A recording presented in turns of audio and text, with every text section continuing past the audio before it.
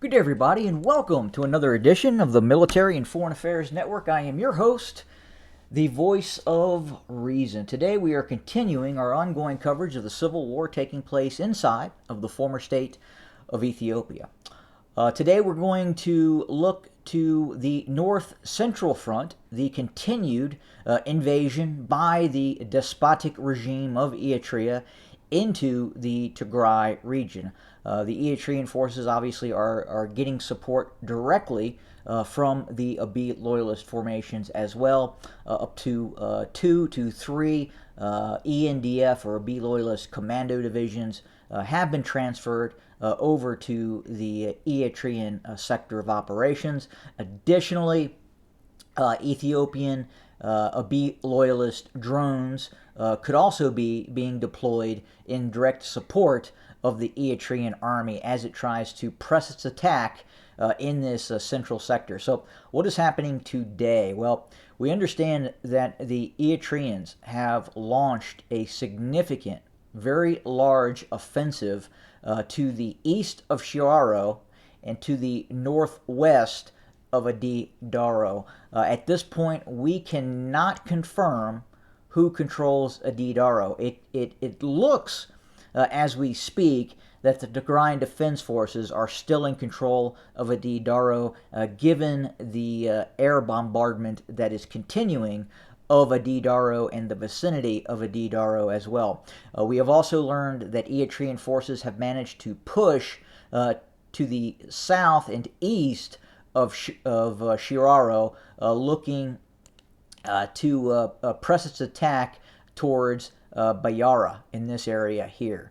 And we, as we have reported before, the Eritrean military is really having issues progressing past Adi Daro or claiming complete control of Adi Daro. But we understand as of now that the casualties that have been sustained by the Eritrean military have been enormous.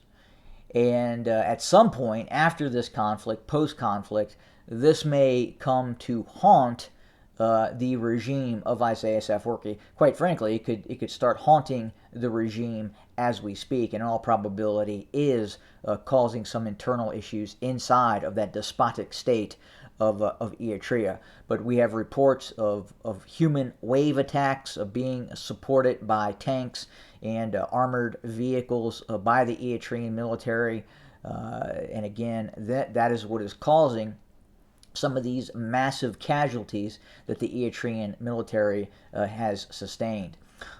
You have to also remember that the Eritrean Army is doing a lot of conscripting as well.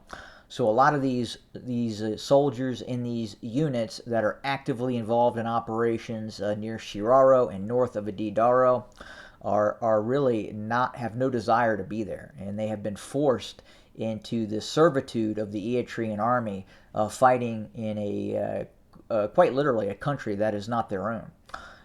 And unfortunately for the Eritrean military, that is showing itself on the battlefield in terms of lack of motivation, lack of training, and really what is keeping the Eritrean army moving forward is obviously rear area security elements that prevent any sort of retreat.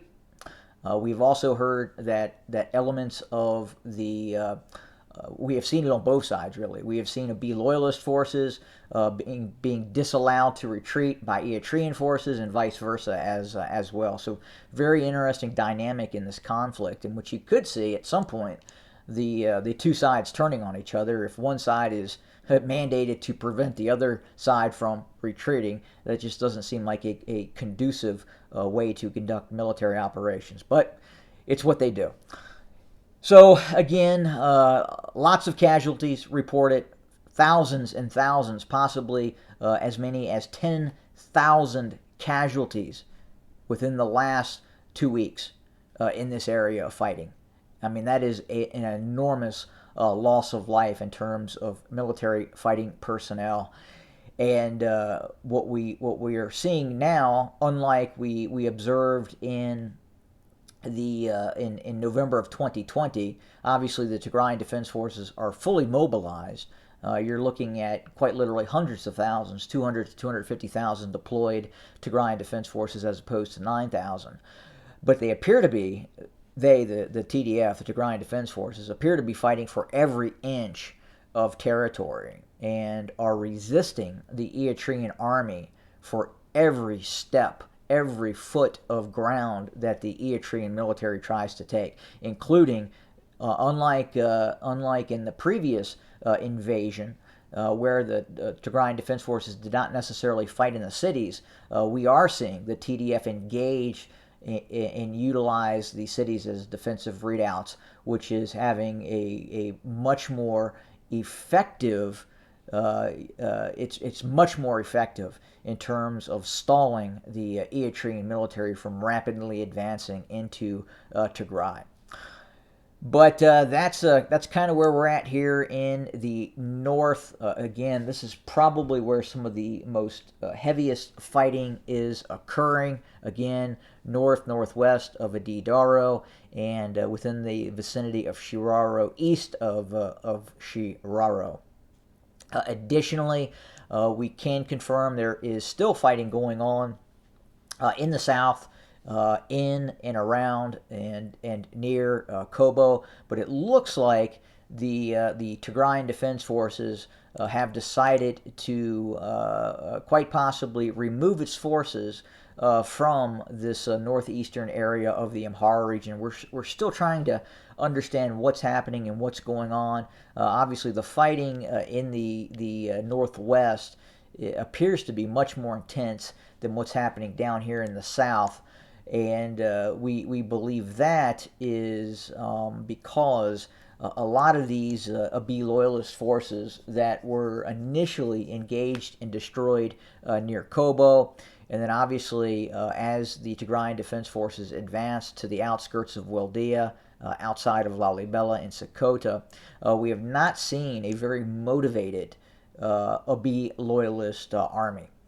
We have seen some of the Amhara regional militias, and then kind of going back to some of that elements of Fano being deployed, but you can absolutely tell that the Abiy loyalist forces are just not very motivated to re-enter, especially areas near Kobo, after what happened in terms of that devastating defeat that occurred near Kobo and specifically near the Zobel mountain range near Boran. My understanding is an entire Ethiopian or Abiy loyalist Ethiopian National Defense Force division was wiped out near Kobo within the confines of the Zobel mountain range. So significant losses, significant loss of life, which has really demotivated the Abiy loyalist formations from progressing further, especially entering Tigray. We have reports that